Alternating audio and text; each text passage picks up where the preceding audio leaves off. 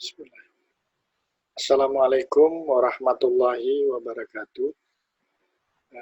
Berjumpa kembali, Alhamdulillah, di mata kuliah pendidikan Pancasila ini. Insya Allah kita sekarang akan coba melihat secara umum materi pembelajaran di dalam buku wajib yang dikeluarkan oleh Belmawa, Dirjen Dikti, tahun 2016, cetakan pertama. Jadi kita akan coba lihat secara singkat, kira-kira apa saja dan materi apa saja yang menjadi topik atau pembelajaran di dalam pendidikan Pancasila ini.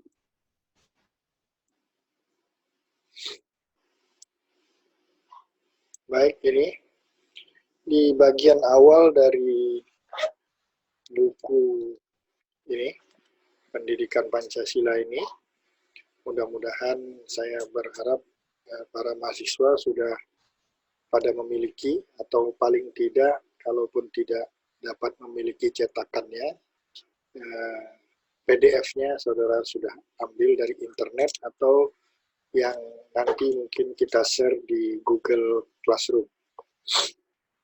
Baik. Pada bagian awal dari buku ini, ada bagian yang disebut dengan pendahuluan. Pendahuluan ini menceritakan secara ringkas apa saja materi atau bahan yang diuraikan secara keseluruhan di dalam buku ini. Secara umum, terdiri dari beberapa bab, mulai ini dari bab pertama yang berbicara tentang pendidikan Pancasila, mulai dari latar belakang, landasan hukum, visi, misi, tujuan, dan seterusnya. Pada bagian ini, mahasiswa diajak untuk memahami konsep, hakikat, dan perjalanan pendidikan Pancasila di Indonesia. Karena pada dasarnya diketahui bahwa pemberian atau pembahasan materi Pancasila di perguruan tinggi ini mengalami pasang surut. Hingga terakhir dengan lahirnya ketentuan pada dalam pasal 35 ayat 5 Undang-Undang Nomor 12 tahun 2012 yang menyatakan bahwa kurikulum pendidikan tinggi wajib memuat mata kuliah yang pertama pendidikan agama, kedua pendidikan Pancasila, ketiga pendidikan kewarganegaraan, dan yang terakhir atau yang keempat bahasa Indonesia.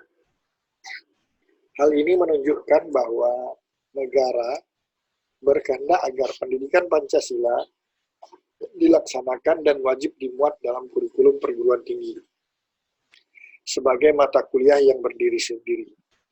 Dengan demikian, mata kuliah pendidikan Pancasila ini dapat lebih fokus dalam membina pemahaman dan penghayatan mahasiswa mengenai ideologi bangsa Indonesia. Ini dibicarakan tentang arti pendidikan Pancasila, lalu dikatakan pula pada pasal 2 Undang-Undang Nomor 12 tahun 2012 ini, sistem pendidikan tinggi di Indonesia harus berdasarkan Pancasila. Implikasinya, sistem pendidikan tinggi atau perguruan tinggi di Indonesia harus terus mengembangkan nilai-nilai Pancasila dalam berbagai segi kebijakannya dan menyelenggarakan mata kuliah pendidikan Pancasila secara bersungguh-sungguh dan bertanggung jawab. Akhirnya dari bab 1 ini diharapkan mahasiswa menguasai kompetensi yang pertama, bersyukur atas karunia kemerdekaan dan Pancasila sebagai dasar negara, menunjukkan sikap positif terhadap pentingnya pendidikan Pancasila, menjelaskan tujuan dan fungsi pendidikan Pancasila sebagai komponen dari mata kuliah wajib umum dalam program diploma dan sarjana, menalar dan menyusun argumentasi penting pendidikan Pancasila sebagai komponen mata kuliah wajib umum dalam sistem pendidikan di Indonesia. Oke, kita beralih ke bab kedua dari isi buku pendidikan Pancasila ini, di mana akan dibahas atau dipaparkan tentang Pancasila dalam kajian sejarah bangsa Indonesia. Pokok bahasan akan mulai mengkaji dinamika Pancasila pada era, jadi dibagi beberapa era. Yang pertama era pra-kemerdekaan, awal kemerdekaan, Orde Lama, Orde Baru, dan yang sekarang kita sedang jalani yaitu Orde atau era Reformasi. Pada bagian ini, mahasiswa akan dihantar untuk memahami arus sejarah bangsa Indonesia, terutama terkait dengan sejarah perumusan Pancasila. Jadi dalam periode atau pembagian era ini, diharapkan mahasiswa akan paham bahwa perjalanan sejarah perumusan Pancasila itu dari sejak awal kemerdekaan, bahkan ini era pra-kemerdekaan. Hal tersebut penting untuk diketahui karena perumusan Pancasila dalam sejarah bangsa Indonesia mengalami dinamika yang kaya dan penuh tantangan. Oke, ini masih bicara tentang perumusan, di mana ini diambil dari pidato Habibie pada tanggal 1 Juni 2011 dengan istilah amnesia sejarah. Ini pengesahan Pancasila sebagai dasar negara dalam sidang PPKI. Pada bab kedua ini, mahasiswa akan diajak untuk membahas sejarah perumusan Pancasila, agar mahasiswa dapat menjelaskan proses dirumuskannya Pancasila, dan terhindar, ini yang paling penting, dari anggapan bahwa Pancasila merupakan produk rezim Orde Baru. Ini penting. Pembahasan di bab kedua ini nanti sama, mulai dari sejarah orde-orde tadi. Nah, tujuan akhir dari penyampaian bab 2 ini, maka mahasiswa diharapkan menguasai kompetensi yang pertama, berkomitmen menjalankan ajaran agama dalam konteks Indonesia berdasarkan Pancasila dan Undang-Undang Dasar Negara Republik Indonesia tahun 1945, lalu dapat mengaktualisasikan nilai-nilai Pancasila dalam bentuk kepribadian yang soleh secara individual, sosial, dan alam, memahami dan menganalisis dinamika Pancasila secara historis, tadi sejarah, mempresentasikan dinamika Pancasila secara historis, serta merefleksikan fungsi dan kedudukan penting Pancasila dalam perkembangan Indonesia di masa yang akan datang. Oke, 2 bab, terus sekarang pindah ke bab ketiga, kedudukan Pancasila sebagai dasar negara. Ini menjabarkan di dalam pasal-pasal Undang-Undang Dasar Negara Indonesia, implementasi Pancasila dalam pembuatan kebijakan negara, khususnya dalam bidang politik, bidang ekonomi, bidang sosial budaya, dan bidang pertahanan keamanan. Jadi mencakup hampir semua sendi dalam bernegara. Pada bab ini, mahasiswa diajak memahami konsep, hakikat, dan pentingnya Pancasila sebagai dasar negara, ideologi negara, atau dasar filsafat negara Indonesia, Republik Indonesia dalam kehidupan bernegara. Hal ini dirasa penting mengingat peraturan perundangan yang mengatur organisasi negara, mekanisme penyelenggaraan negara, hubungan warga negara dengan negara, dan semuanya itu harus sesuai dengan nilai Pancasila.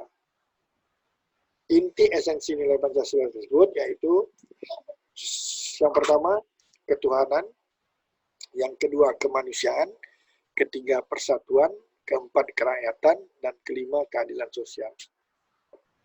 Seharusnya bangsa Indonesia telah dapat mewujudkan keadilan sosial bagi seluruh rakyat Indonesia sebagaimana dicita-citakan, tetapi dalam kenyataannya masih belum sesuai dengan harapan.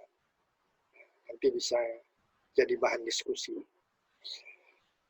Dengan demikian, hal tersebut merupakan tantangan bagi kita, khususnya saudara selaku generasi muda, untuk dapat berjuang mewujudkan tujuan negara tersebut.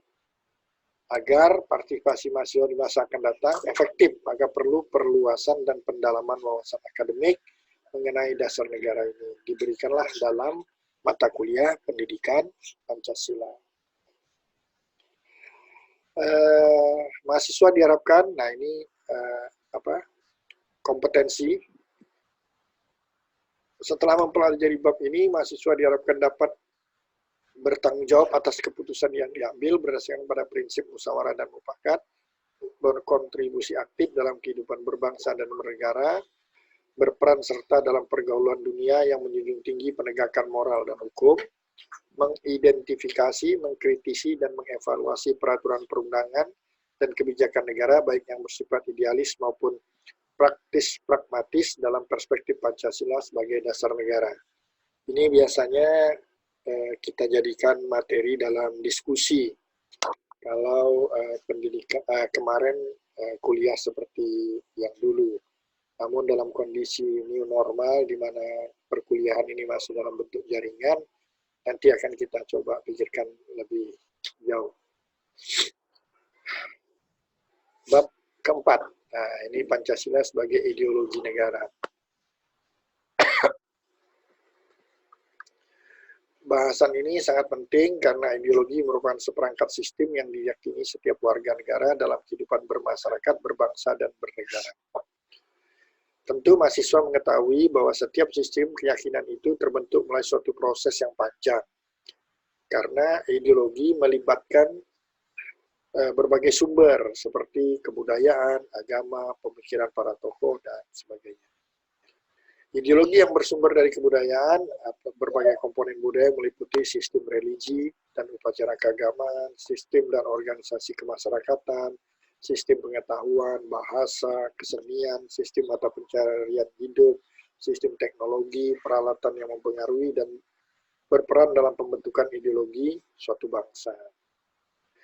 Mahasiswa perlu mengetahui bahwa ketika suatu ideologi bertitik tolak dari komponen-komponen budaya yang berasal dari sifat dasar bangsa itu sendiri, maka pelaku-pelaku ideologi yakin warga negara lebih mudah melaksanakannya. Jadi sudah sejalan dengan komponen-komponen budaya yang berasal dari sifat dasar bangsa itu sendiri. Ini diberikan contoh juga nanti di dalam bahasan ini, misalnya ada ideologi yang bersumber dari pemikiran tokoh. Ini contohnya Marxisme, salah satu di antara ideologi mainstreamnya yang berasal dari pemikiran tokoh. Terus ada juga ideologi yang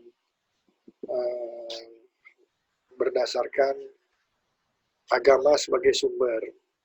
Ini maka akan ditemukan suatu bentuk negara teokrasi, yaitu sistem pemerintah negara yang berlandaskan pada nilai-nilai agama.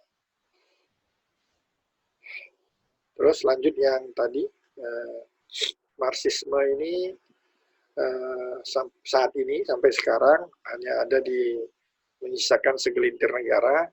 Ini contohnya Korea Utara, Kuba, Vietnam.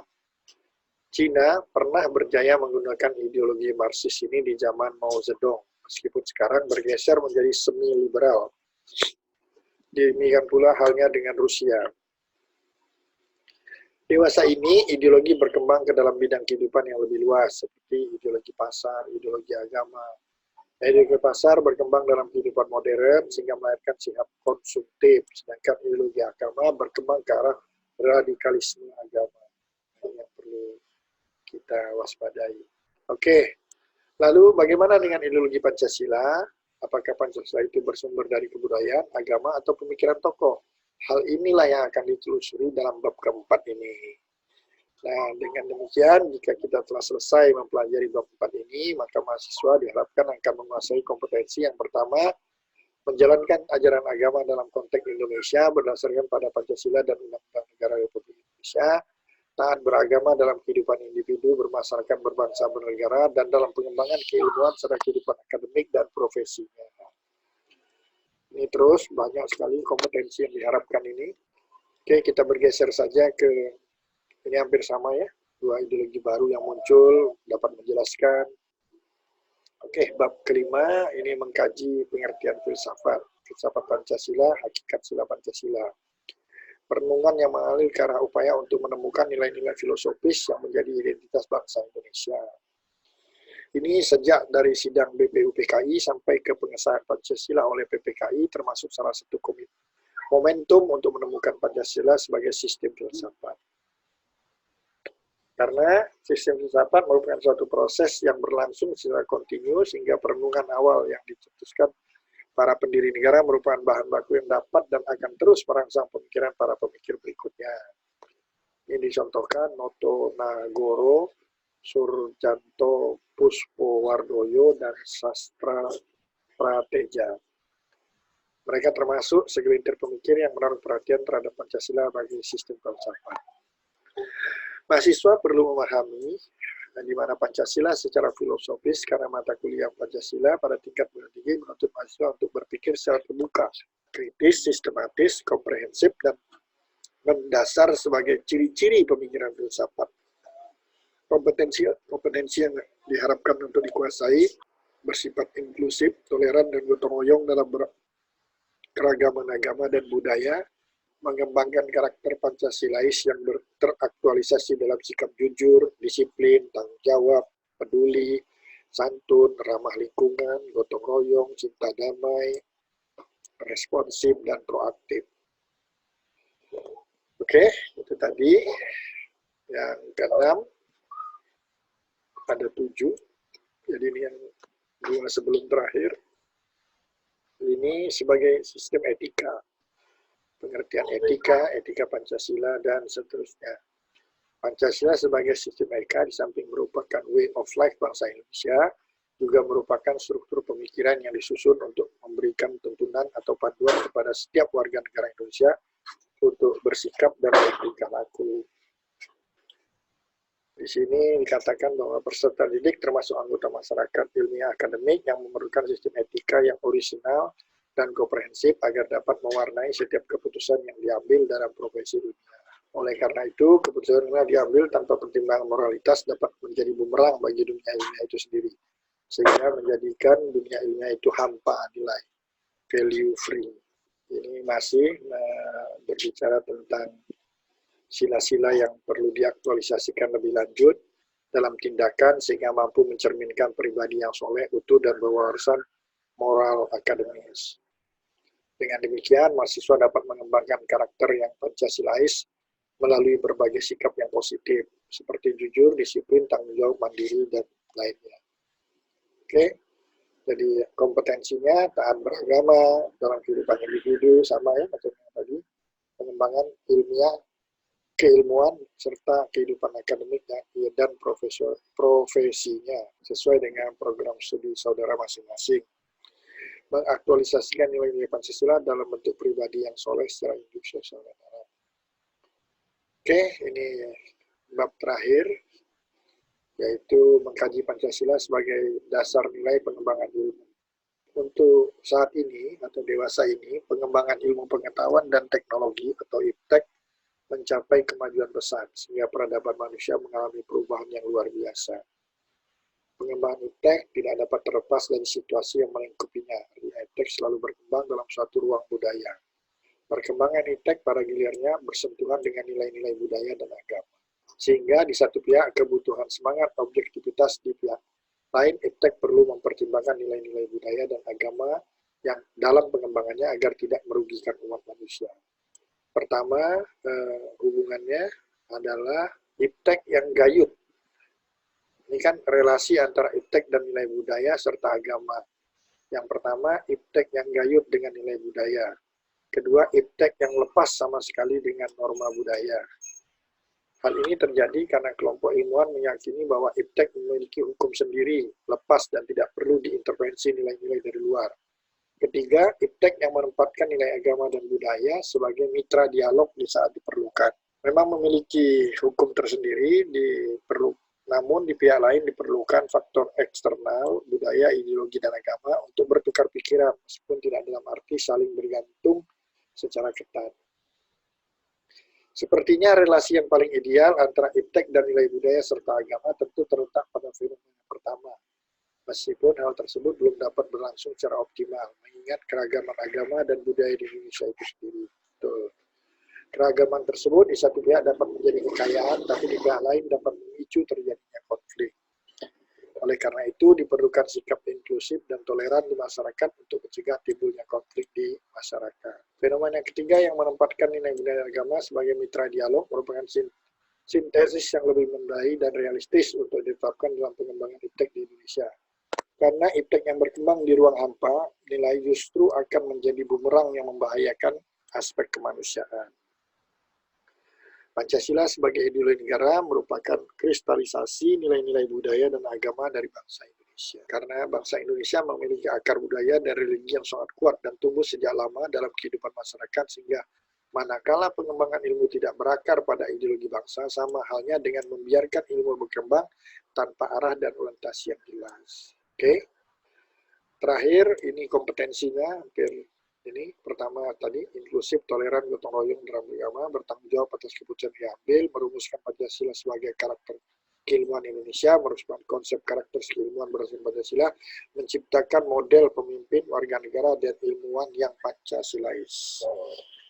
Oke, mungkin itu sedikit penjelasan. Saudara bisa baca secara lengkap di buku ini. Pada bagian awal merupakan semacam resume apa saja yang akan diuraikan dalam bab-bab mulai dari bab 1 sampai bab 7. Demikian, sekian dan terima kasih. Mohon maaf sekiranya ada yang salah. Semuanya semata-mata kesalahan saya karena keterbatasan pemahaman saya. Untuk itu saya mohon maaf.